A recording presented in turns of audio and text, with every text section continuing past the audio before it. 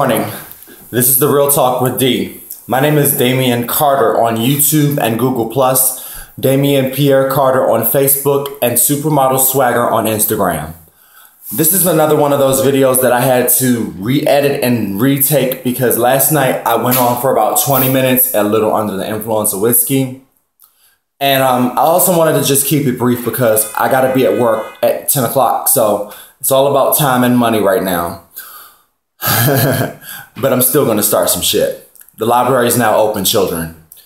Last night I received a phone call from one of my many acquaintances, and he was a bit distressed because he had yet another unsuccessful hookup that went awry because he failed to do a few of the things that I'm going to share with you all.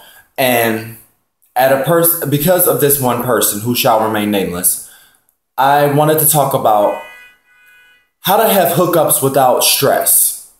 That's the topic for today. How to have hookups without stress. Now, when I say the word hookup, a lot of people use those synonymously with the terms dating, getting to know someone, hanging out with someone. No.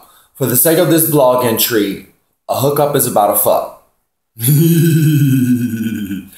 Really, it's about you're horny, you're trying to get it in, and you're trying to have a successful moment with this person. And by moment, we mean orgasm, or 2 orgasms, or however long you decide to hook up for that time period. And I made a list this time, so I'm going to stick with this list, and hopefully we'll get to it within 10 minutes or less.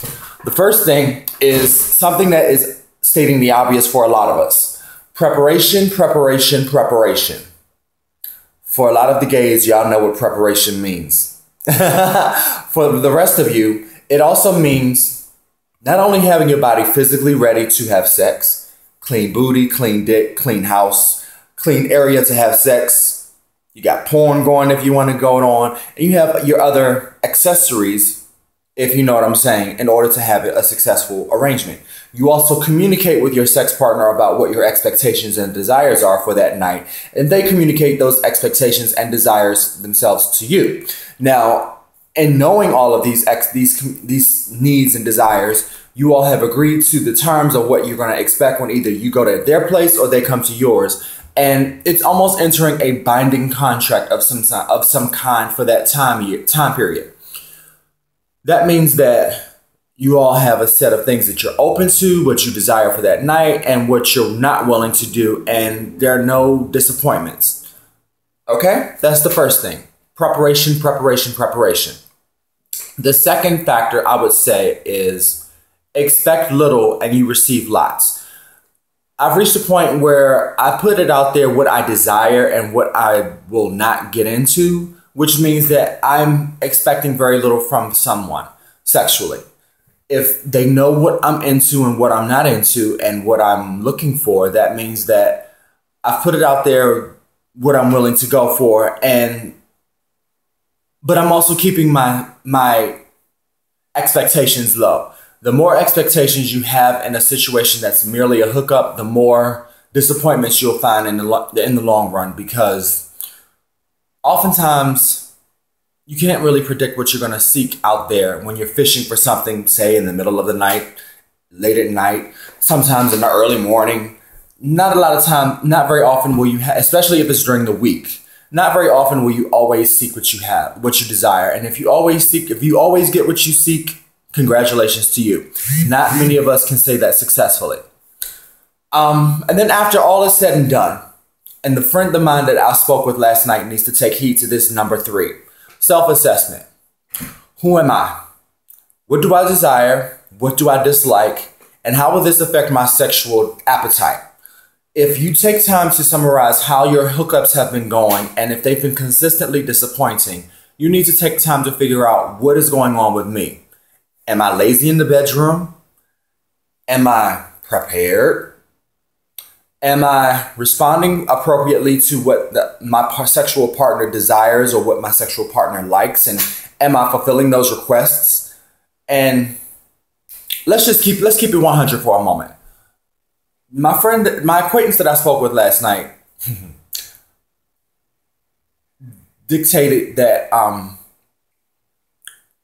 a lot of his hookups are unsuccessful, or he's had so many failures in his hookups because I've observed them and I made a list of things. I took notes when we were talking, so I'm gonna just keep it real. This dude doesn't know how to suck dick. If you don't know how to suck dick, don't suck dick. If you're not an oral person, communicate. I'm not really into giving oral, or I'm not into receiving oral, or whatever the case may be. That way, the person that you are seeking or pursuing understands where you're coming from. And you also can reduce the stress that you have. If you are aware of where you are in your life, you know that you will be open to many practices, many fetishes, and what you will not be open to. At 35 years old, I'm very much aware of what I'm into, where I'm going, and how far I'll go with a person, typically within the first 30 seconds of meeting them. Usually, some people say within the first 5 minutes, I know if I'm going to sleep with them. For me, within the first 30 seconds, I know not only if I'm going to sleep with them, but how far I'm willing to go with them. And that usually is a roller coaster ride of fun and excitement if I know 30 seconds into it, if I'm going to go far with them.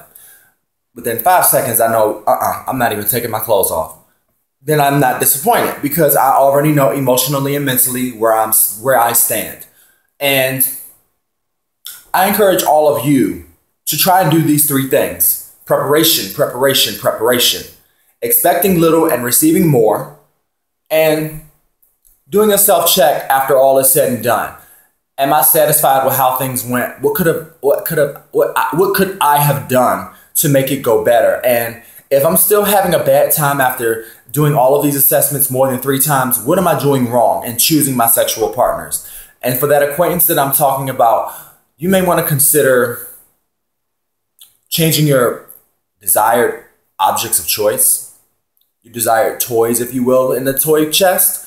And if you still seek those same people, how can you decide to not be disappointed every time you have a bad hookup with what seems like a good person? That's the real talk for today, Monday, July 20th, 2015. Be fierce, be fabulous, and be inspired. I gotta go, y'all. Time to hit the runway. Be well.